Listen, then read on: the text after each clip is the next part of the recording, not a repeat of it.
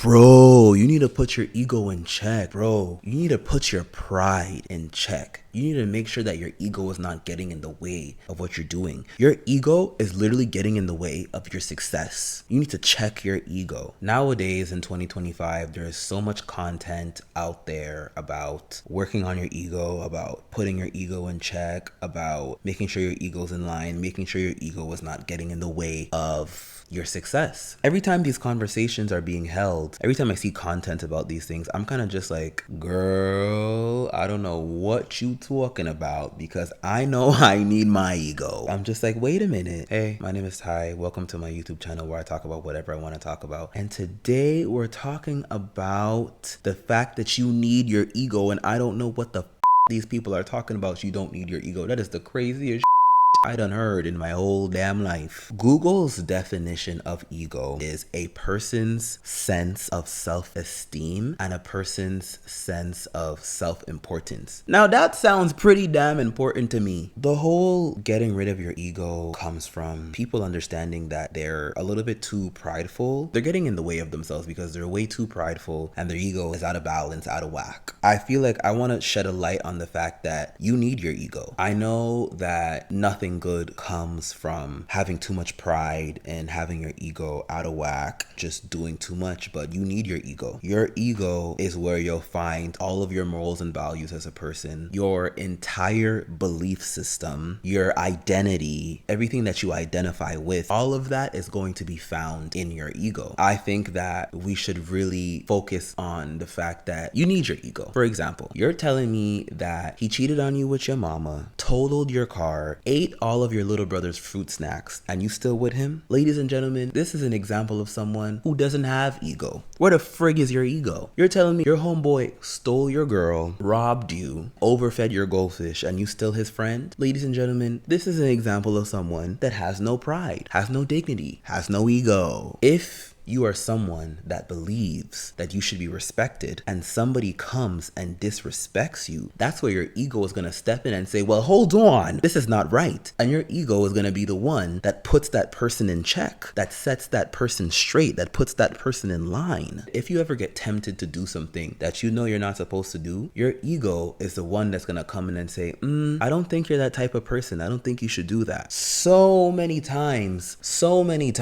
I think to myself, you know what? I'm gonna skip the gym today. And then my ego comes in and says, and that's why your back will be big forever. And you know what? Somehow, some way, I find myself in that gym. Yeah, I find myself in that gym because my ego cussed me the fuck out. Because I identify as someone who takes pride in how I look. So the minute I start feeling like I don't want to do something, my ego is gonna come in and say, well, girl, get off your and go to that gym. I think where we mess up is our ego gets out of balance. We allow our ego to take the front seat. That is the real problem here. When you allow your ego to take the front seat, that's when you have a problem. Your ego should be in the passenger seat and you should be the one driving the car. And a lot of issues come in when people put the ego in the front seat. People allow shame to stop them from doing something, or people allow guilt to stop them from doing something. And that is when people are trying to say, oh, your ego is, you need to put your ego in check and put your ego in line. I think that instead of telling people to get rid of their ego, we should teach people how to be friends with their ego. See, me and my ego are best friends. We look out for each other. I know that if I allow someone to disrespect me and treat me bad, I literally say to myself, I can't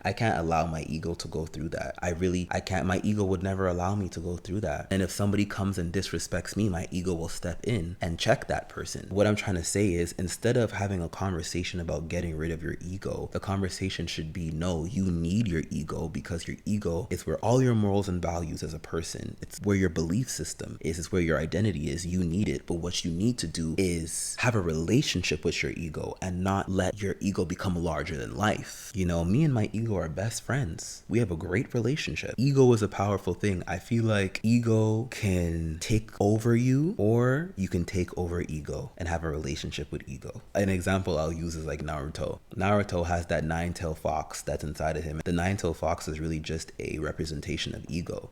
For his entire childhood, the nine-tailed fox was taking over him. And then once he conquered the nine-tailed fox and was able to use that nine-tailed fox to his advantage, he became so much more powerful. For me, that is my example of ego. That was my understanding of ego as a child. We all have a beast inside of us that is ego. If we allow it to take over us, we're gonna have problems. But if we get to know our ego, if we create a relationship with our ego, now we're so much more powerful. While I think educating yourself on ego is important, while I think analyzing ego is important, I do not think that the conversation should be to get rid of your ego. I think the conversation should be that, number one, you need your ego, but it should be about how to reason with your ego, how to have a relationship with your ego, because you can't get rid of your ego. You need it.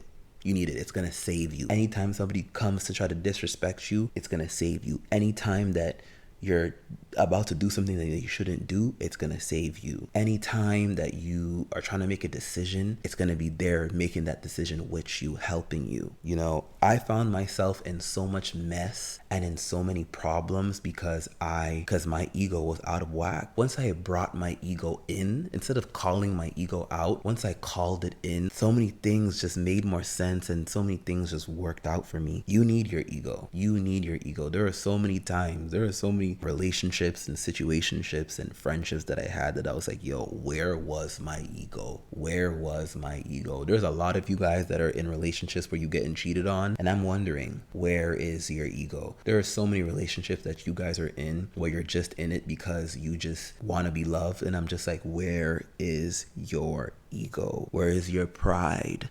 Where is your dignity? I think people really make those things out to be something to be ashamed of. My ego is my best friend, and I hope that your ego becomes your best friend. If you got to the end of this video, I just want to say thank you so much for watching. I'm glad I was able to keep your attention this long. Please let me know in the comments what you think. Do you think that we should be getting rid of our ego? Do you think that we should be keeping our ego in check? Do you think that we should do what I say and bring our ego in and be best friends with our ego? Do you think ego is important? Do you think ego is a bad thing? Let me know what you think. After that, make sure you like and subscribe. And until next time, toodles.